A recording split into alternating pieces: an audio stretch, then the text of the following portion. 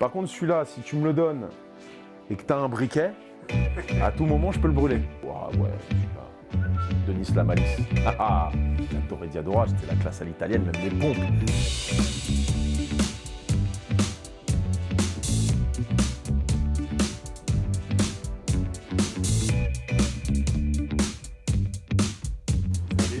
Ça va?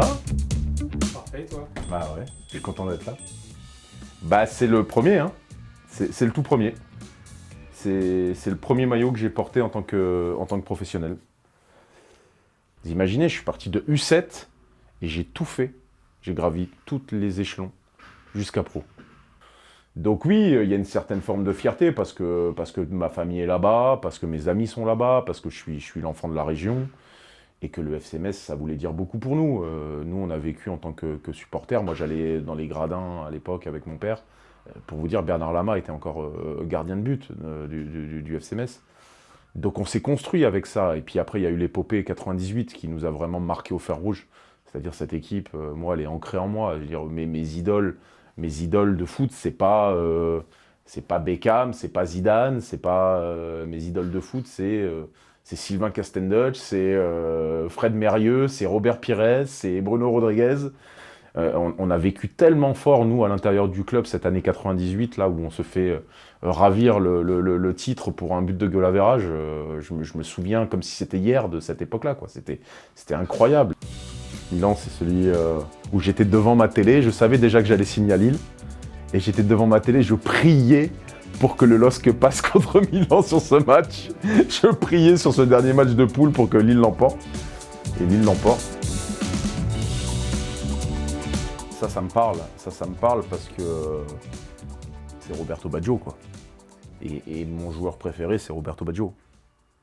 J'ai complètement accroché avec ce joueur-là. J'ai en tête ce penalty raté là, à la finale de Coupe du Monde avec son look assez particulier. C'est la culture du numéro 10 qui est entretenu en Italie, les Totti, les Del Piero. J'ai adoré ces joueurs-là. J'adorais Diadora, c'était la classe à l'italienne, même les pompes.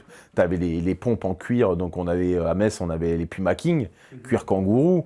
Diadora, tu passais encore dans un autre design, à l'italienne, tu vois, c'était la classe. Tu avais les pompes noires avec le truc fluo, avec la languette et tout, c'était incroyable. Cette équipe-là, c'était, franchement, c'est mon Brésil à moi, quoi.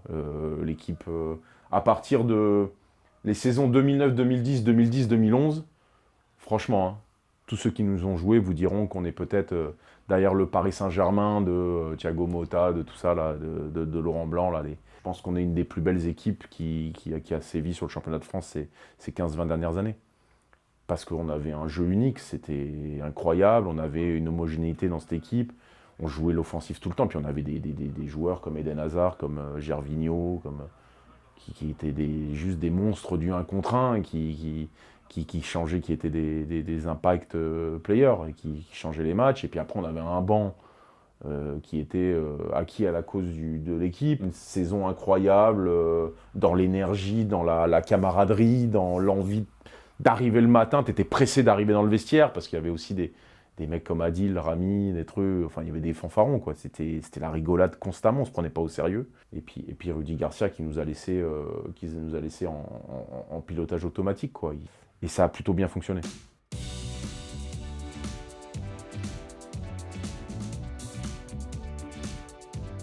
Je me souviens du moment où en fait on joue à Bollaert.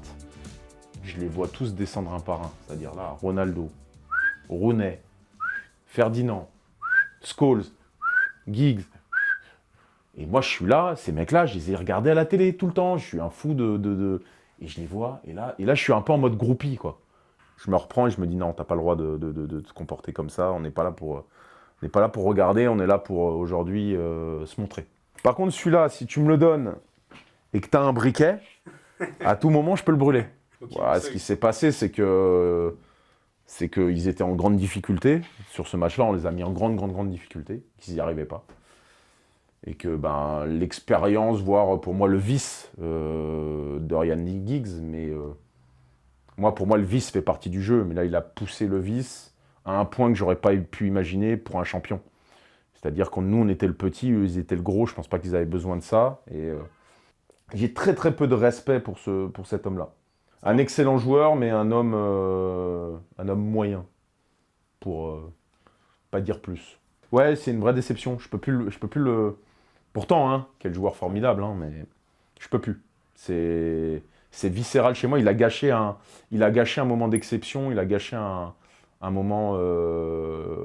Il a transformé un rêve en cauchemar. Et tu vois, l'image que tu as de ces joueurs-là, c'est que c'est des mecs qui gagnent à la loyale.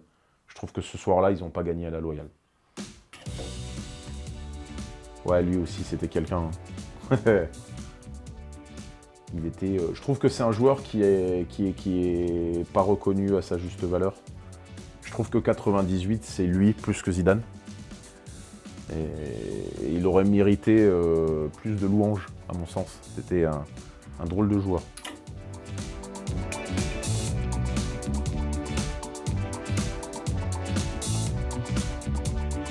C'est le maillot quand j'arrive. Ah, ça aussi, c'est une drôle d'histoire, hein, parce que Bordeaux, normalement, ça doit pas être dans le... Ça doit pas rentrer dans l'équation, quoi, parce que dans l'idée, moi, je voulais rester à Lille. Et 3 semaines après, on retourne à Lille, avec Bordeaux. Le fameux 5-4 où bah, j'avais des comptes à régler. Et je mets un doublé, on gagne 5-4 et je mets le but à la 93e minute. Voilà, les comptes étaient soldés. Et Jo, ça a été dur parce que j'ai été dans son ombre. Et Jo, il est indétrônable là-bas. C'est l'idole du peuple. Il est adulé comme jamais. Et en fait, le Mikou, c'était Aaron Hunt. C'était pas moi. Et je me suis fait piéger un peu là-dessus. Voilà. Franchement, ça n'a pas été une bonne expérience sportive.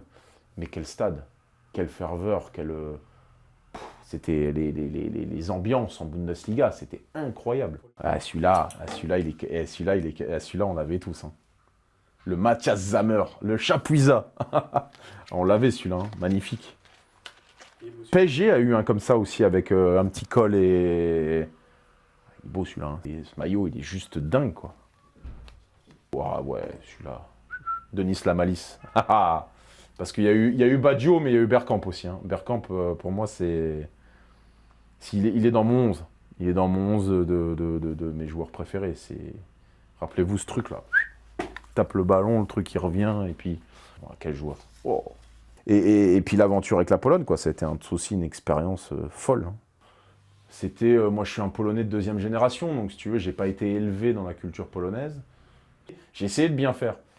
Mais on m'a souvent reproché de pas aller assez vite ou de pas montrer assez de...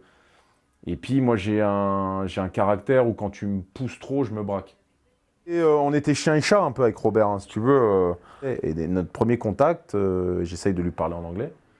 Et lui me dit en fait, tant que tu parleras pas polonais, on parlera jamais ensemble. Et moi, tu penses bien, bah, je lui dis on parlera jamais ensemble. Sauf qu'on était 9, il était 9 et moi j'étais 10. Bah, tu vois, en termes de connexion, il faut quand même un minimum de relationnel. Et c'est vrai que ça a flingué un peu notre relation sportive. Ça a créé une espèce de... Pas de tension, mais disons qu'on s'ignorait gentiment. Alors qu'on aurait pu créer une relation super.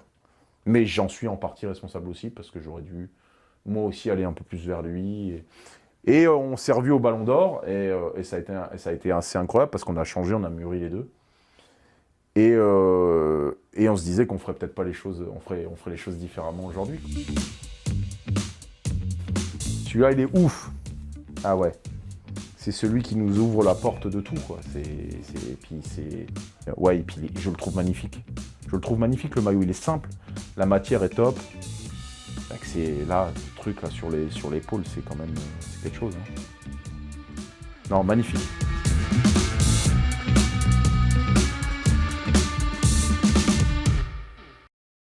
Tiens, regarde dehors, c'est assez drôle, hein. Regarde, il y a un jeune dehors avec le maillot du FC Metz. Tu vois, c'est quand même là, là les gars, vous pouviez pas faire mieux. Là, en termes de signes, dehors, il y a un gamin avec le maillot du FC Metz.